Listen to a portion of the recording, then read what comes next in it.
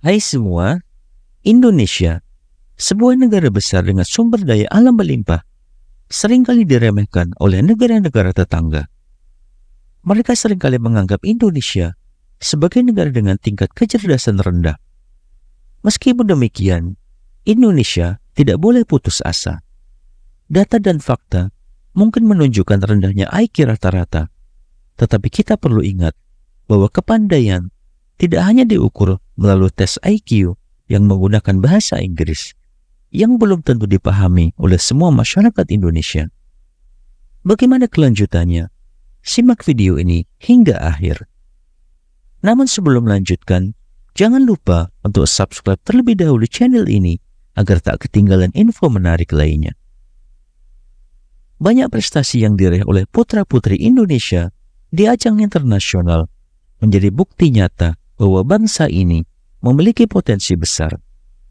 Salah satunya adalah keberhasilan seorang anak dari Nusa Tenggara Timur yang berhasil menjadi juara dunia dalam bidang matematika.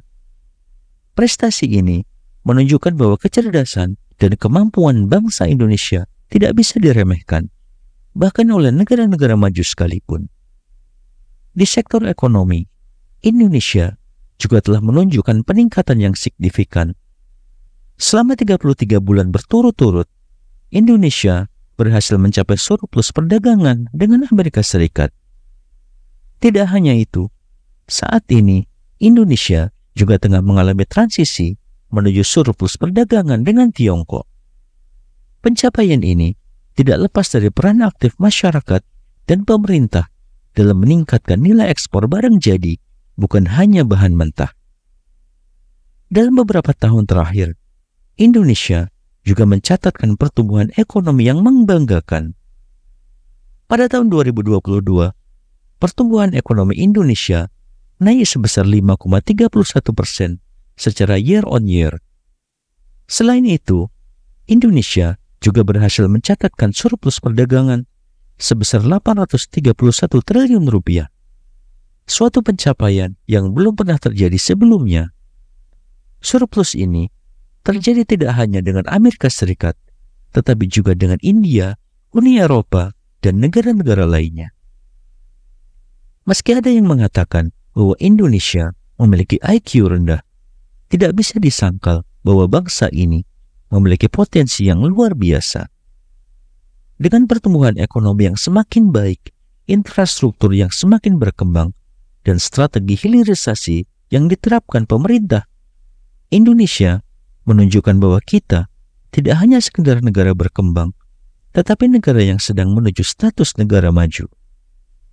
Indonesia kini semakin serius dalam menerapkan hilirisasi, terutama dengan menghentikan ekspor bahan mentah dan fokus pada produksi barang setengah jadi atau barang jadi. Langkah ini mungkin menimbulkan ketegangan dengan negara-negara lain yang selama ini tergantung pada bahan mentah dari Indonesia. Tetapi inilah yang harus dilakukan untuk mengamankan masa depan ekonomi bangsa. Dalam upaya ini, Indonesia telah mengambil langkah berani dengan menghentikan ekspor nikel pada tahun 2020. Meskipun Uni Eropa menggugat kebijakan ini di WTO, meskipun kalah dalam gugatan, Indonesia tidak boleh mundur. Sebaliknya, langkah ini harus menjadi momentum untuk terus maju dan tidak ragu untuk menghadapi tantangan di depan. Langkah serupa juga diambil terhadap ekspor bauksit. Saat ini, 90% ekspor bauksit Indonesia ditujukan ke Tiongkok. Jika Tiongkok menggugat seperti Uni Eropa, kita harus siap menghadapi konsekuensinya. Tapi, jika kita melihat hasil dari kebijakan serupa terhadap nikel, ekspor barang jadi dan setengah jadi kini telah mencapai 450 triliun rupiah. Oleh karena itu, Indonesia harus tetap fokus pada konsisten dalam menjalankan strategi hilirisasi ini. Jika dilakukan dengan benar, bukan tidak mungkin Indonesia akan menjadi negara maju dan bahkan superpower di masa depan.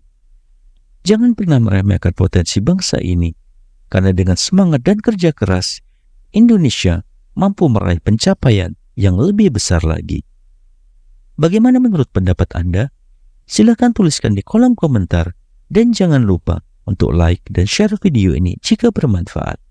Sampai jumpa di video menarik berikutnya.